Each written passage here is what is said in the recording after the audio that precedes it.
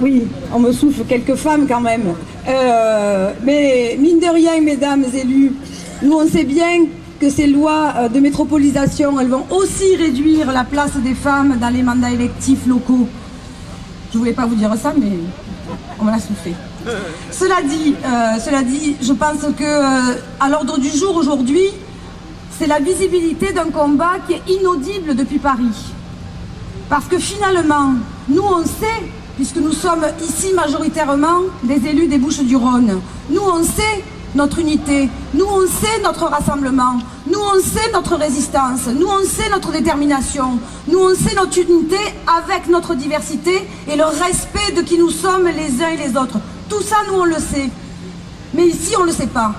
C'est bien qu'on soit ici aujourd'hui élus du département des Bouches-du-Rhône pour dire « écoutez-nous ». Il ne suffit pas d'annoncer pendant 45 minutes qu'on va respecter les libertés locales et les refuser lorsqu'il s'agit des villes du sud de la France. Le sud de la France n'est pas un sous-pays, il fait partie de la République. Et la République, il faut qu'on la respecte.